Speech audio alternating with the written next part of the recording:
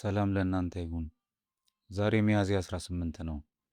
በቤተ ክርስቲያናችን ስንክሳር ታላቅ የታማኝነትና የመስዋዕትነት ታሪክ የምናስብበት ዕለት ነው።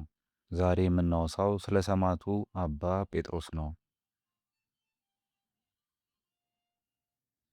እኚህ ቅዱስ አባት ለዓለም ብርሃን ከሆኑት ከታላቁ አባ ብሶይ ጋር በሥጋም በመንፈስም ወንድማማች የሆኑ በበረሃው ሕይወት እሳታዊ ተጋድሎን የፈጸሙና በመጨረሻም የሰማዕትነትን ጽዋ የተጎነጩ ድንቅ አባት ናቸው።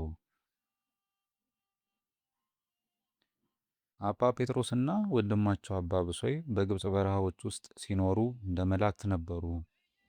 አባ ጴጥሮስ የወንድሙን የቅድስና አርአያነት በመከተል በጾምና በጸሎት ሰውነቱን ለእግዚአብሔር አቀረበ። ነገር ግን የሱ ተጋድሎ በበረሃ ብቻ አላበቃም። በዚያን ዘመን ክርስቲያኖችን በሚያሳድዱ መኳንንት ፊት ቀርቦ እኔ ክርስቲያን ነኝ በማለት በድፍረት መሰከረ። መከራና ስቃይ ቢፈራረቅበትም ከአምላኩ ፍቅር ሊለየው የሚችል ምንም ምድራዊ ኃይል አልነበረም። ወንድሙ አባ ብሶይ በበረሃው ተጋድሎ ሲጸና፣ አባ ጴጥሮስ ደግሞ በደሙ የሰማዕትነትን አክሊል ተቀዳጀ።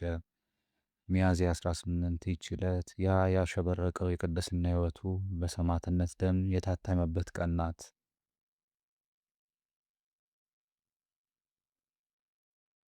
እንደ አባ ጴጥሮስ ለቃላችንና ለሃይማኖታችን የታመንን እንድንሆን አምላከ ቅዱሳን ይርዳን።